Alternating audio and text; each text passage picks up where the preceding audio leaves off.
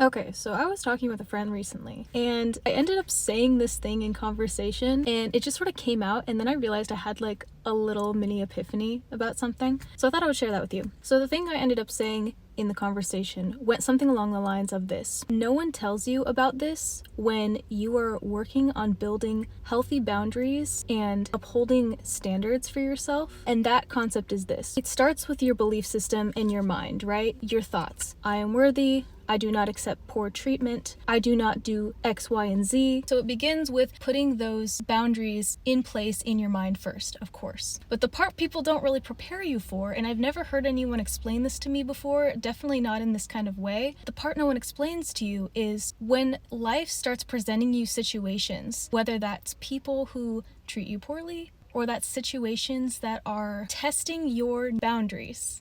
Any kind of situation that's testing your boundaries. People don't prepare you for the fact that when that initially comes up, it's going to be a little challenging. You may even need a few seconds or hell, a few minutes to actually process cognitively what you're experiencing, analyzing the situation, and then responding in a new way. This is simply because you are building a new habit. If you're somebody who's a chronic people pleaser or lets people walk all over them, enforcing boundaries for yourself is a muscle that needs to be developed.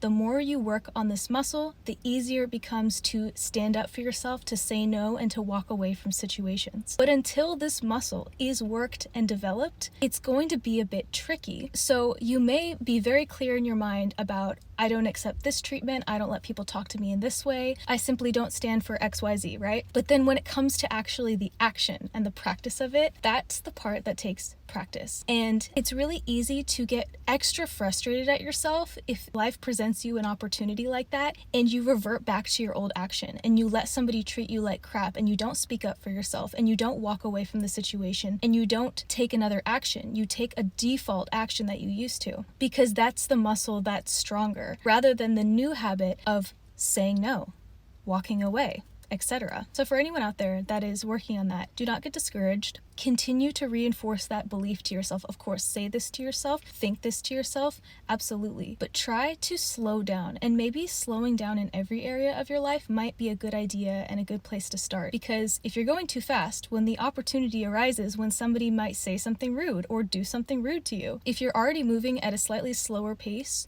you'll be able to catch it much faster, cognitively process what's happening, and be able to consciously change your action in that situation. So I hope this made sense. I hope this was helpful, and this is something I'm still developing for myself, but ever since I had more awareness of this, it has been easier and easier and easier for me to change my actions and actually pave a new path for myself and actually step into a new version of myself, because I'm no longer doing the things I used to do. My thoughts have changed and my actions are now following, and I wish the same for you, my friends. Have a great day.